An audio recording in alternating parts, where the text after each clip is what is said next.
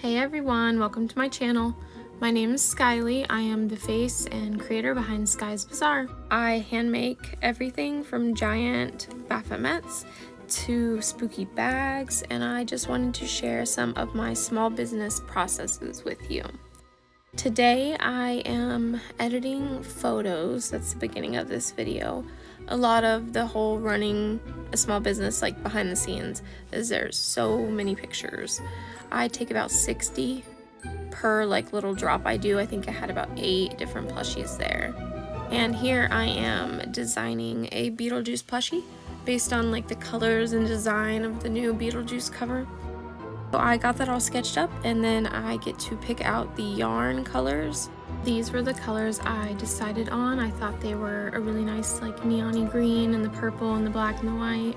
But here I got a commission to do a Fallout goat with the blue, black, yellow with stripes colors like this sketch here. So I'm just working on the horns here, and this is probably the pieces that take the longest, is the horns. And it's finally finished here. I just got to close up that hole in the top.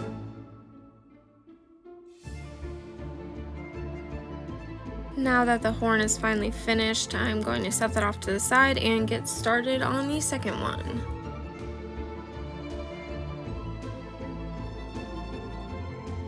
I use a 8mm crochet hook for the burnout blanket yarn for the jumbo Baphomettes.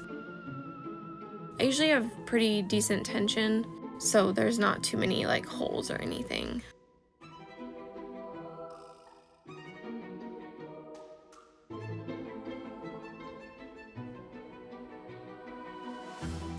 During the weekends when my family is home, we usually watch a lot of movies together, play on the Nintendo Switch.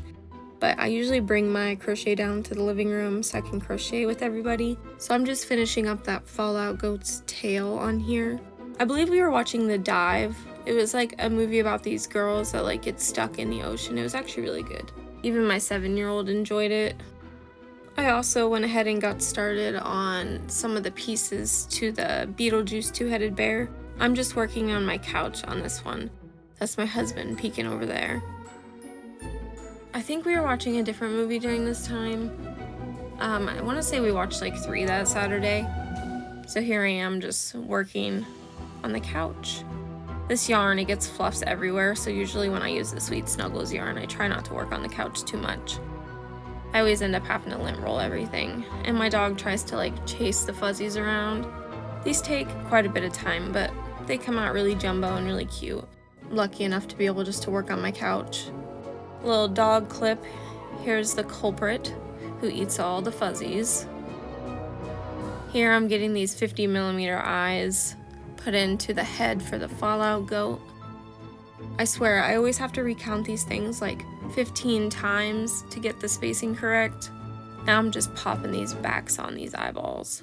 It's actually really difficult. I usually have my husband pop these on, and I cannot find my eye popper thing right now. So I'm just stuffing the head here, stuffing all the pieces. I buy those 20-pound bags of stuffing because these just take so much. So now I'm just stuffing the body, getting everything nice and fluffy, but not too fluffy, if you know what I mean. Part's actually kind of time consuming because you want everything to be stuffed properly. Here's the arms. Can't stuff them too much or they stick out from the goat when you sew them on the body. This process probably takes about maybe 20 to 30 minutes to get all the pieces stuffed, which isn't bad. I usually just throw on a YouTube video while I'm doing this.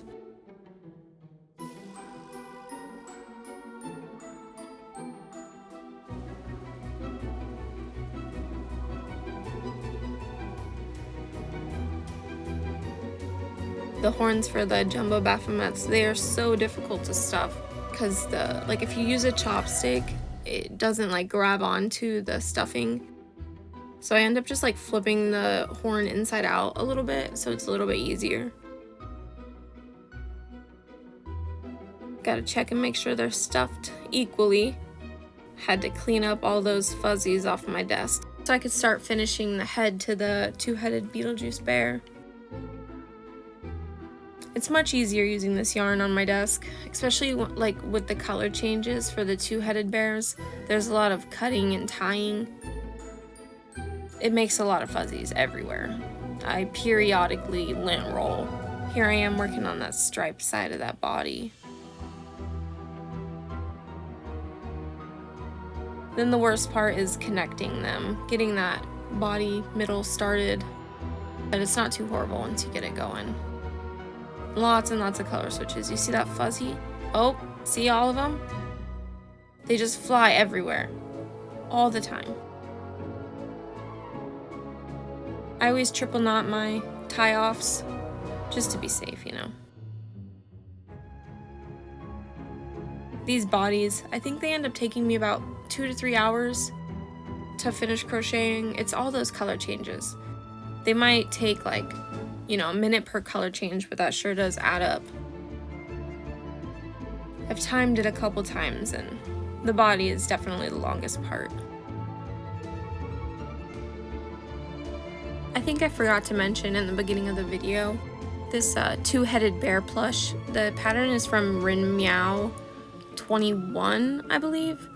I've made this pattern so many times, it's great.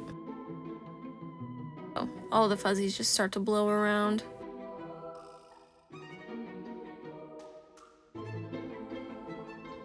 And I'm definitely a crocheter who uses stitch markers.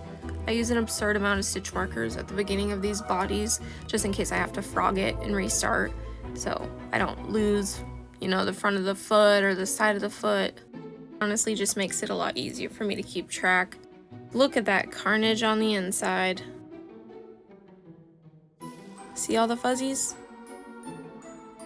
That is what the inside of every single plushie looks like when you have this many color changes. They turn out super cute, but it's definitely a mess. Now I finally get to start sewing this Fallout goat together. So I stuffed his head after I put his eyes on, and then I shaped the face. I got that nose sewn on and stuffed. Now here I am trying to get the placement of the ears correct. It's like if you make the ears even just slightly off, it changes the whole look of the Baphomet.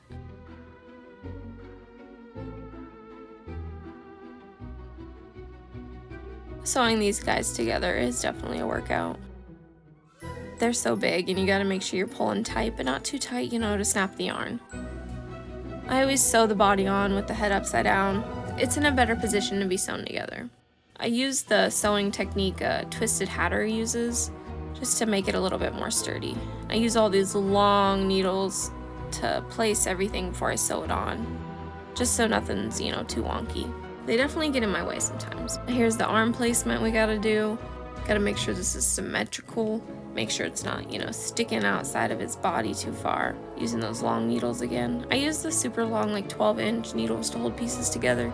And then I use a 5 to 6 inch long needle to sew things together. I find that one works pretty well for the burnout yarn. I usually just use plastic ones for the other. Here's a little look, how he's looking. Look at that cutie. Now here I'm shaping the horns. This part is actually kind of fun. Watch it and it just goes swoop. And now we have a curvy horn. Gotta make sure those are even too. And then you just tie off the piece of yarn that you used to curve it. More long pins. Pin these on top of his head.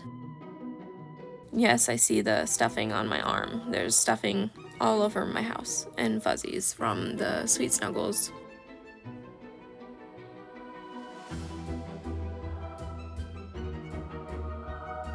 I feel like the horns, like sewing them on, you can make or break your plush right here.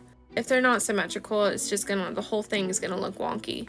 Gotta put that tail on the booty.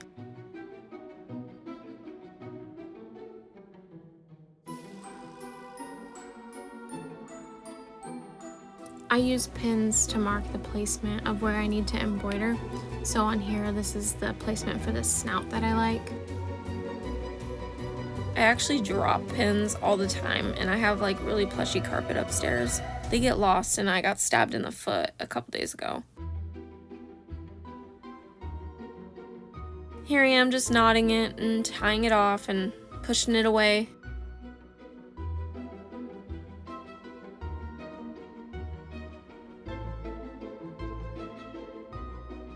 Now I'm just embroidering the star on his forehead.